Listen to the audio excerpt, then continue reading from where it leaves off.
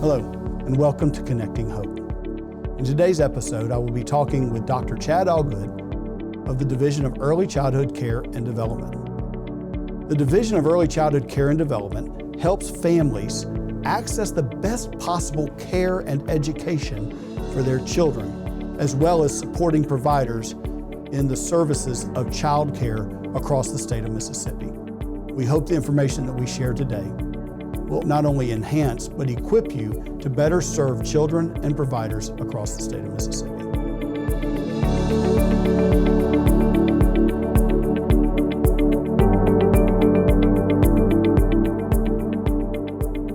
Welcome, Dr. Allgood, to this episode of Connecting Hope. Thanks, Mark. Thanks for having me. Today, I appreciate you joining us for our chat regarding child care in Mississippi, and specifically how the Division of Early Childhood Care and Development works to administer the Child Care Development Fund. So let's get right to it. What is the Child Care Development Fund, and what does it mean to children and families in Mississippi? Well, bottom line, any family that has working parents, they need child care. And there are families out there that even though they're working full-time or maybe they're in school full-time, they still need a little bit of help. They need help with child care. It's very expensive. Child care tuition can take up a large portion of any family's budget. So the Child Care Development Fund, it's a pot of money that states are given that we use to help families afford child care. It's federal funding that comes down from the federal government. Each state gets a certain allotment of funding. It's based on a few different things. It's based on the number of children in the state that are younger than the age of 5. That's one of the things that goes into the formula, as they call it, that determines how much money we get. They also look at school lunches, which is kind of funny because we're talking about child care, but they still use the number of children that qualify for free and reduced lunches. And then they also look at what the state's per capita income is, as a whole. So all of these things come together, and there's a magic formula. There's a number that the state's given, and we use that money to support child care. I think that's a misconception that, as is with a lot of the programs that MDHS administers, many people believe there's just this infinite number that we receive, but as you explained, there's a formula, and that number is kind of limited each year. And so the Division of Early Childhood Care and Development, I'll make sure I say that right. It's Got it right. one of That's our right. longer titles in the division, but you must work within the constraints of that funding coming down from the federal government and the state. That's right. And with that, with that money, there's always rules, right? Yes. Nothing is, Yes. nothing is free. When we do get that money, there are certain things that we're allowed to do with it. We have service percentages, as you will, that we're required to hit. I will point out that of the money, we're only required by federal law to use 70% of what we get for what we call direct services, which is child care tuition assistance. Mississippi is actually using 85%. And we do that, A, because the need is there. Yes. And B, because we're trying to ensure that that we can help as many families as we possibly can. As I've gotten to know you, you just brought up something that we can kind of chase a little bit. As I've gotten to know you and your team, I've been impressed by the child and family focus of your work and your efforts to strengthen and enhance child care, but also to support child care providers to make sure that there is a program, and we'll get to some of those things that you've done over the last 4.5 years. But to be commended is the focus of children. I mean, that's in your first name in many cases, but congratulations for what you do, prioritizing 85% on direct services. Let's go in there, because there's a dollar amount in there, but even more so a purpose by which y'all make sure that the division is administering those dollars. So the people that are on my team, and that's everybody from those on the leadership team to those that work our applications to those that are doing training, all of these people, they're connected to a child. Just like, everyone is connected to a child. and they understand how vital our child care industry is. And so for them, it's not just work. It's a mission, and they do realize that what they do not only affects our clients, but it also affects them also. It affects their children. It affects the children that they're connected to. And so all of that, kind of comes together. And because of that commitment, we have seen the number of children that we've been able to serve increase dramatically over just the last couple of years. I want to hit that. Sure. But within that, as you've started to serve more children, those funds, you talked about that funding module, hasn't astronomically or significantly kept pace with the number of children that MDHS is serving. So again, congratulations to your team. How have you done that? Because in a day of increasing costs and other factors that limit access to maybe some of these programs, your team has grown this program. And so hit that number, but let's talk about how y'all have maximized those dollars. I would say probably a couple of years ago, back in 2022, we were serving on average around 22,000 children per month. Now we're serving, our last count, we are actively serving 34,000 children per month, which is, almost 12,000 more children than we were serving 2 years ago. How do we do it? Well, there's several different factors that go into that. First of all, we try to keep our administrative costs as low as we possibly can. Yeah.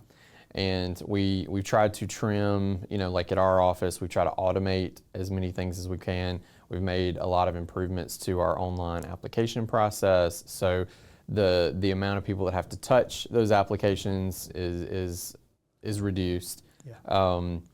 We have also done a lot to try to streamline the training support that our child care providers are receiving. Our trainers are working their tails off. They're in the field every single day supporting them. So trying to trim back those administrative costs is very important. But we've also tried to really partner with our child care providers in helping them understand what it means to provide the best possible care and education to children. They have a huge lift as well. And I feel like educating them, but then also allowing them to educate us on what their needs are and us trying to be as responsive to that. I think all of that plays into everybody just giving that little bit extra, which allows us to really tap into all the existing resources that we have to try to allocate as many dollars as we possibly can with what we get. So to tag along that, you sent me some statistics, and I'll just share those.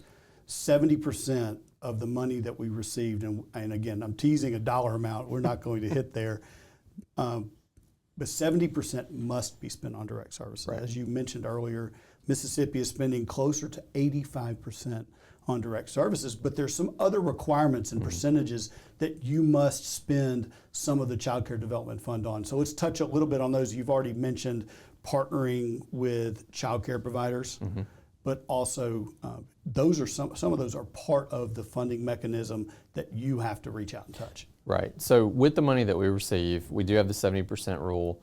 In addition to the 70% rule, we have to spend 12% of our money on what's called quality improvement activities. And the reason that the feds require quality improvement activities is because it's a fundamental tenet of the Child Care Development Fund program that any family, regardless of their socioeconomic status, have access to the best possible care and education for their children, high quality early childhood education. And so we are required to use 12% of what we get. And then of that 12%, we actually have to focus 3% specifically on infants and toddlers. It's important to use that money wisely. Yeah. And it's important, I mentioned us educating child care providers and families, but also letting them educate us. We've done a lot of work to try to really open the window of communication with our families and providers. We do a lot of what we call town hall information sessions, where we listen to child care providers, we listen to families about what's working, what's not working, And we try to use our quality money as strategically, but also as smartly as we possibly can, being responsive. So Chad, let's speak dollars.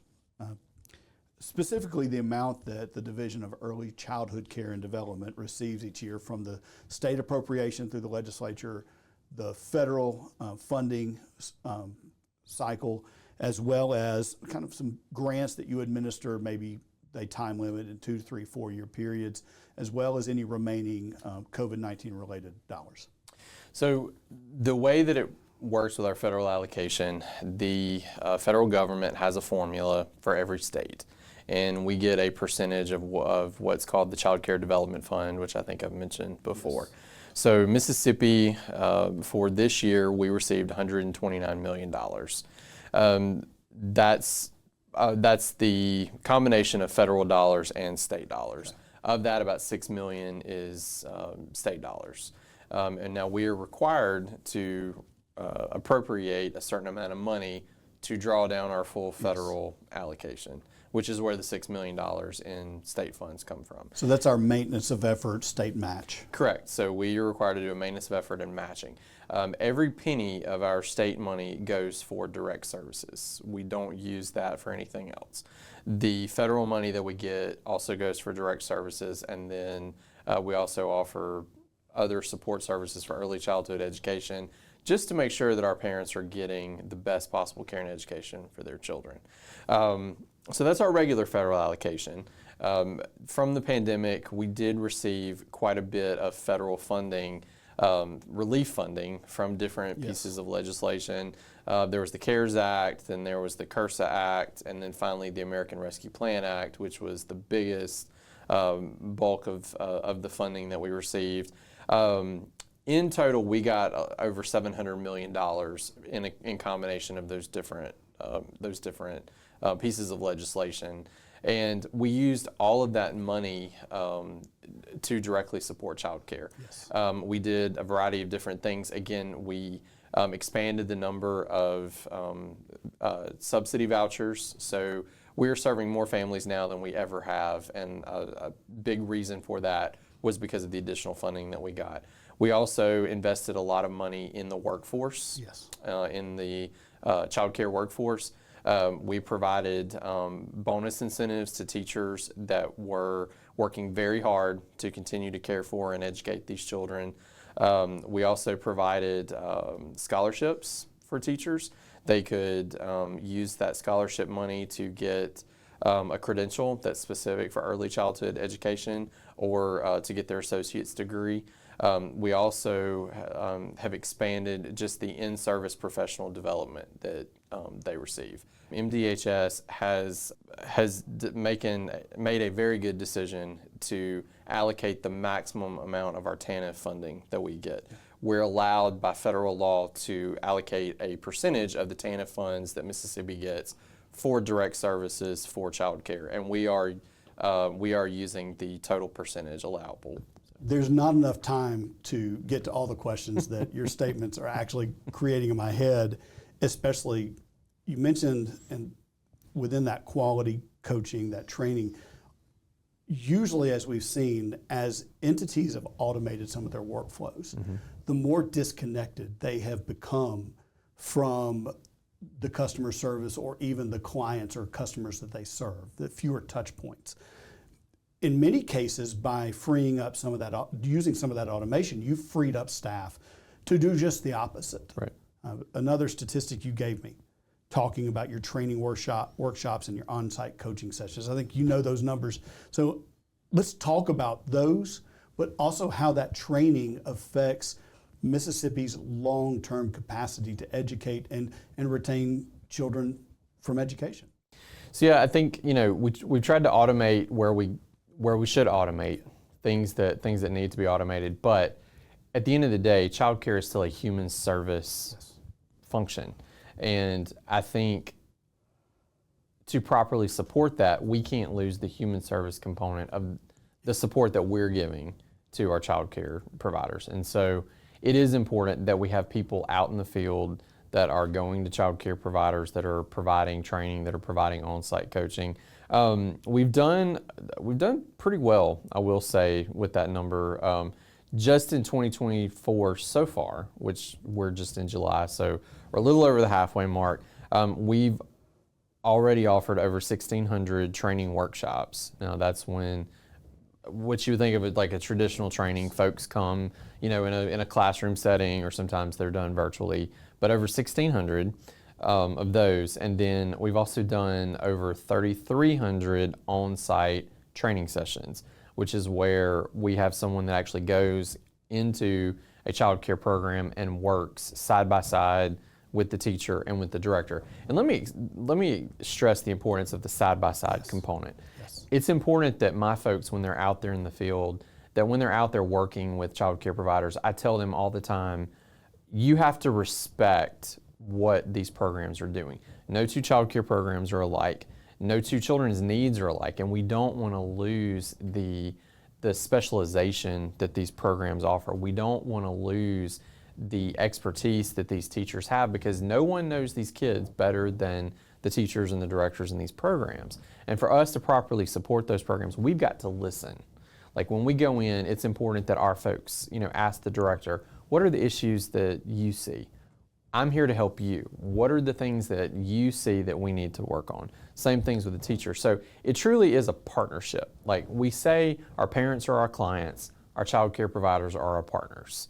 So our parents are the clients that we serve.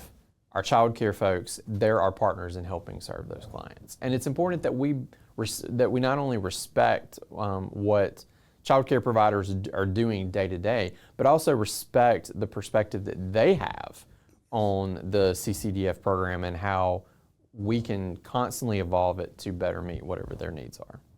I like that focus on customer service, but also recognizing that the people in the trenches that are serving parents and children every day are partners. Right. And it's coming alongside, not leading or dragging someone from a point of authority. And so I appreciate all that you're doing, and there's so much more that you guys do. And again, I keep on teasing this dollar amount, but the way the conversation is kind of leading me,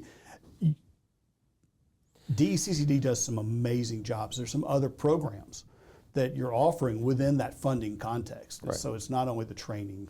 If I do it right, I'm not a mathematician, but you're coming in at about 8 training workshops a day. Mm-hmm. In the first part of 2024. Right. You're looking at about 16 on-site coaching sessions per day. Mm-hmm. And that's about, and correct me if I'm wrong, that's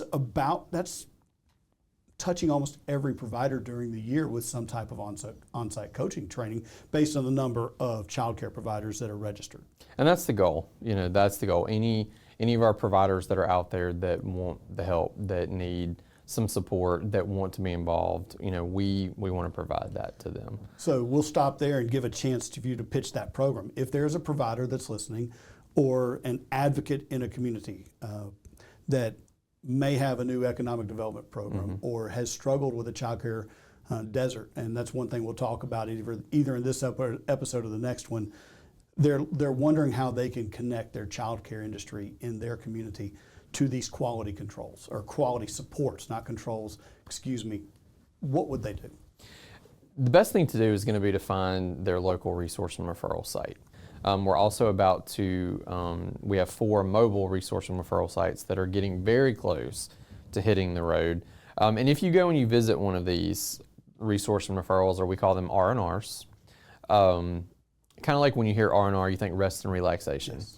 Well, with the R&R, it stands for resource and referral, but it's also a place for anyone that is connected to a young child to come in and receive some support. When you go in, we hope that they find a very restful, peaceful place, a fun place to be. And these are support hubs for our early childhood field across the state. People that go in, they will see games, learning toys, books. Teachers can make things for their classroom with these resource and referrals, but also with these resource and referrals, they will find staff there. Like if you're a family if there's something that you need, whether it is childcare or if it's something else. You know, you need help finding a job, or you need help navigating to other support services that might be in your community.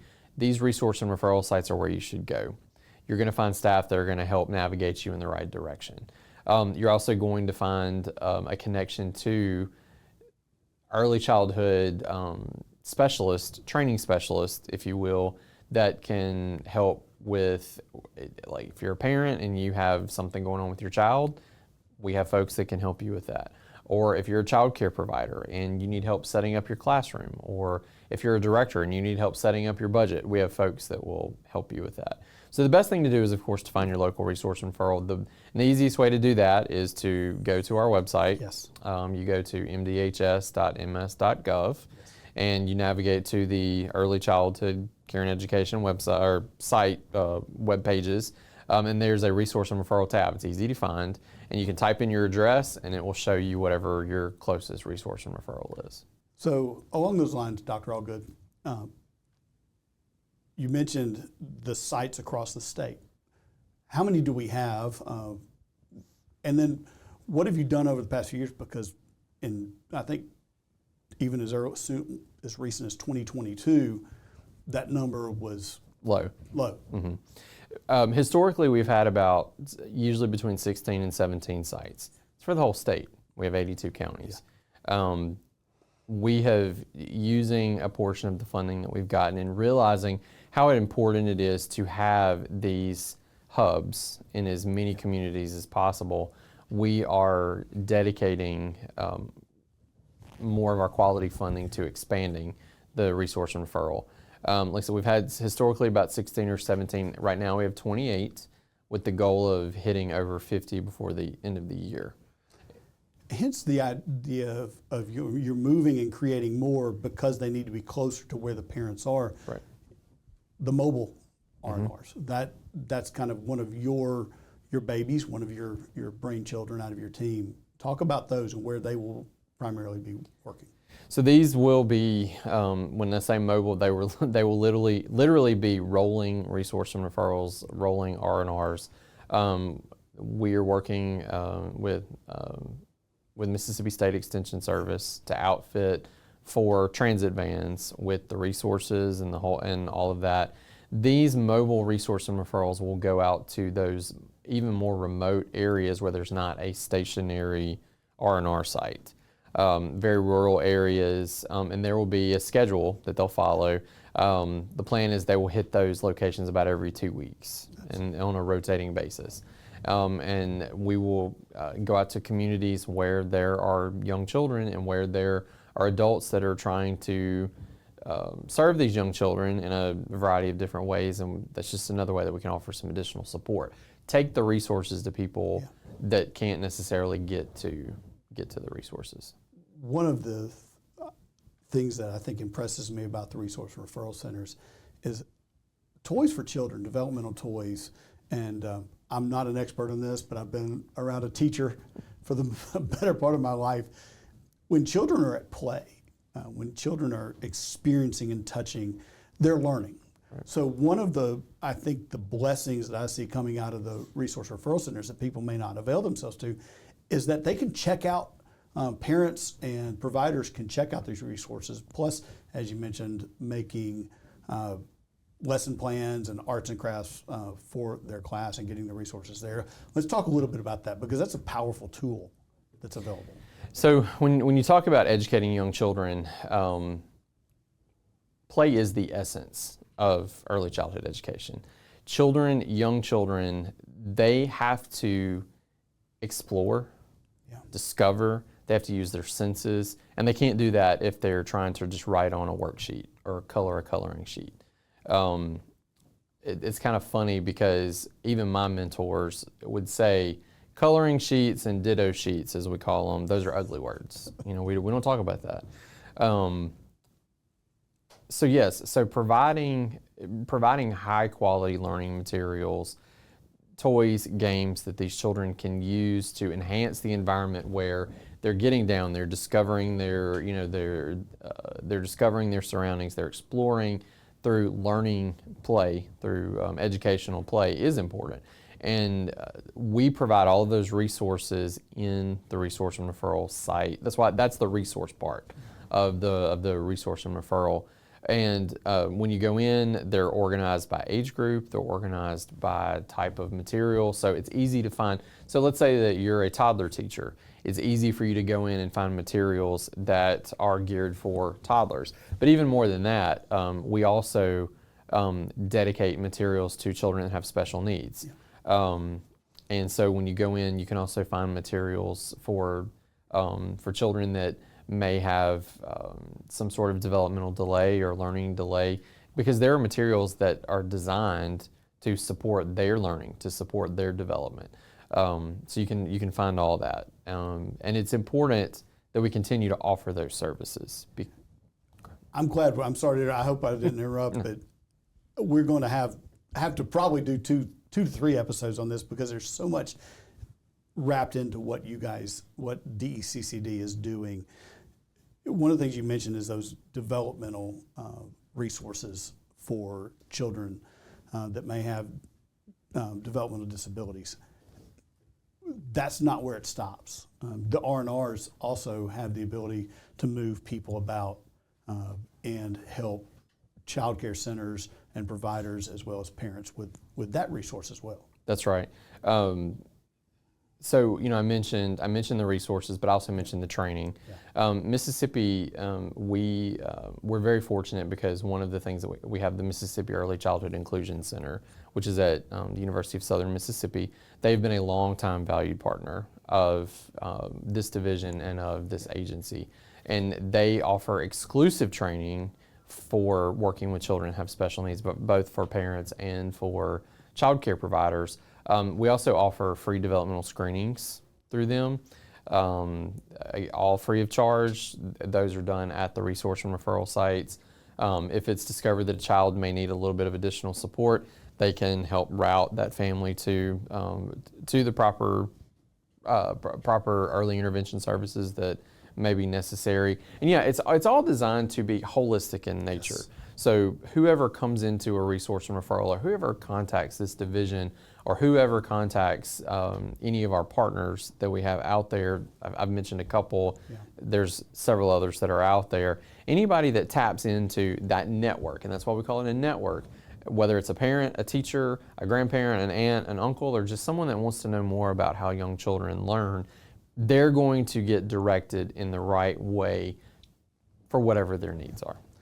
I do want to hit something, because we're going to be back in a couple weeks with another episode talking with some providers, but also talking about the growth that you've done using some one-time dollars and collaboratives and relationship building through that. But you mentioned we're using roughly $109 million to serve roughly 34,000 children a month. And you add that up each month. Child care is a very expensive proposition, not only to fund and sustain and equip centers, but also to provide the services to children that are quality. And I believe when you start looking at that, what you guys are doing, y'all have been able to maximize and do some of the expansion work with some one-time dollars. Let's touch there, and then we'll start segueing into next episode. But you've done some powerful work using, over the past 4 years, some COVID-19 money. The pandemic was a horrible thing. Yeah. And there was a lot of loss there, yeah. Absolutely. One of the good things that did come about because of that terrible event, yeah, was we did receive some one-time, historically unprecedented amount of funding for early childhood education. It started with the CARES Act. It continued with a couple of other pieces of legislation. The most recent was the American Rescue Plan Act, which was the largest investment in early childhood education. And we did several things with that funding. It began with sustaining childcare. Yes. Because childcare was classified as an essential business. You had folks that could not shelter at home because they were working in hospitals, or they were working in food service, or they were working in garbage collection, or they, all of these different services that had to continue. These were working parents that could not shelter in place because they had to get out there and serve, continue to serve society. And so we started, but the problem was childcare also was taking a hit because there were families that were staying at home. And so the money began as an investment to keep childcare from completely tanking. When the pandemic was probably at its deepest, Mississippi lost all but 30, well, not lost, but Mississippi childcare programs, all but 30% of our childcare programs closed their doors, whether temporarily or permanently. We didn't want to lose those that were closing, and some of them were sheltering in place because they were doing what they needed to do to keep themselves safe, to keep their families safe, and we wanted to also support them in that. And so the money began as a way to sustain childcare. But as we continued through the pandemic, and as we started to sort of see a little bit of light at the end of the tunnel, the money was still there, and at that point the money became not just sustainability, but about taking childcare to the next level, because we knew it may be a long time before we saw this amount of money again. And so we started to think through, okay, how can we implement this funding, put some supports in place that are going to be sustainable over a longer period of time, but then also can address some of these real issues that childcare has seen. The first thing that we did was we launched a grant program called the Child Care Strong grant program, and it was designed to, again, sustain those child care providers. We actually dedicated over $350 million that went directly to child care. That didn't go anywhere else. It was actually $355 million that went directly to child care programs. And then after that program, we launched a few other things with some of the additional money that we got. We partnered with Wonder School, which is a company that has helped us to develop the first ever statewide substitute teacher pool exclusively for childcare. Your K through 12, they have a substitute system. A teacher's sick, they've got someone that can step in. Childcare doesn't have that. There's a lot of infrastructure that's missing at supporting childcare. Substitute teachers, it seems like something simple, but it's not. And so the substitute teacher pool has been something that we've been able to offer, which has been monumental in helping. It helps childcare providers. When a teacher calls in sick, there's someone that's there. That person has already gone through all their background checks. They've been oriented at basic child development, so they're not going to go in and tape a child to the wall because they're acting up, whatever. Which has been fantastic. We've also, because we did lose some child care programs, but it also helped us to really, it gave us a moment to pause and look at where in the state we need to strengthen our child care industry. We need more capacity. And so we realized that there are certain counties where there are more children that need child care than there were actual child care slots. And so we've also launched some training on starting up a child care program, also done through Wonder School. And along with that, we're offering startup grants to those programs, whether it's traditional child care or some folks care for children in their home. So that's family child care. So we're also supporting that.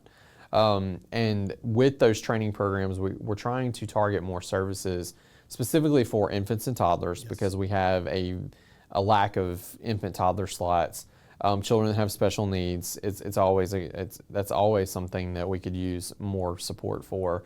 And then extended care hours for parents that work third shift, et cetera.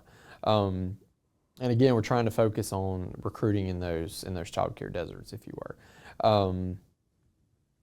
In addition to that, we've done some other services. We launched a teacher bonus program. Turnover has always been a big issue in child care. And so we have issued bonus payments to over 6,500 teachers in the state of Mississippi. They're receiving this bonus incentive. So far, we've paid out over $38 million just to teachers. And that's getting money in the hands of those that are making the biggest impact on these children. Would you like me to keep going? One of the things that my mind is boggled at the scope of what you guys have been able to do. And we're talking, yes, large amounts of money, but we're also talking about, we're gonna talk about partnerships a little bit deeper in our next episode. But one thing I think our audience needs to understand is it's expensive, but it's also time consuming to get quality childcare workers. It's not that you just go off the street and go to someone and say, come work. You mentioned the background checks, the trainings, but also availability, willingness. And so that substitute teacher pool, having that available, goes back to the heart of what you guys did in 2000, 2001 to first stabilize the industry. But even on a day-to-day basis, these substitute teacher pools, some of the other tools that you have created are stabilizing the industry, because if people can't go to work, Mississippi's workforce comes to a grinding halt. Well, and that's the thing, yeah, we're out of the pandemic, but no one should get it twisted in that childcare is stable.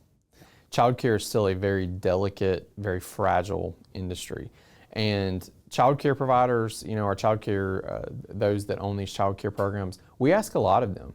Yeah. We ask them to take care of our most precious resource, our children, our babies. We ask them to provide not only care, but also educate these children. But we also ask them to do it at a price tag that allows parents to continue to afford it. Exactly. You're basically asking the impossible, because it is very expensive. We've seen the cost of everything go up, since the pandemic.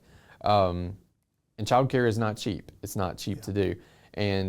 But the problem is, it's such a necessary commodity. Yeah. Every working parent, every working adult that has a child has to have childcare to continue to work. And without our childcare industry, our workforce would fail. Yeah.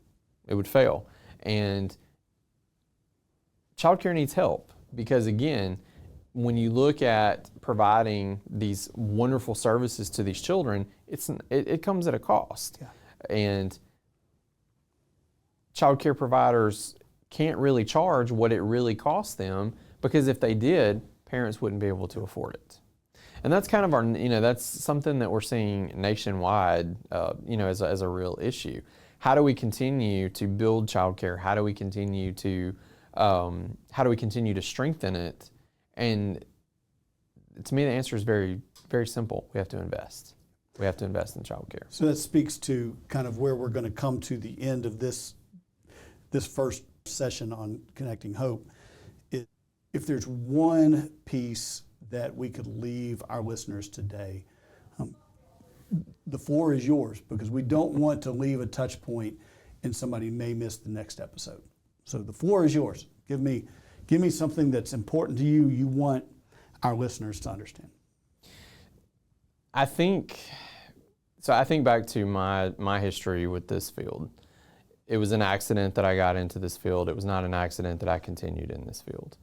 And I have seen, in the time that I've been around, as I've moved from teacher to director to working in training, and now, at a policy level, I think the thing that resonates with me the most is when they say it takes a village to raise a child. It's not a joke, and it's not just a saying. It's the fact. It's fact. We are at a crucial pivot point with early childhood education right now. This field has finally received some of the attention that it deserves, and at this point, we can either continue to build on the momentum around this and really support this field to become what it has to be, or we can fail. And we can say, this is too complex, it's too difficult. But the question is, are you willing to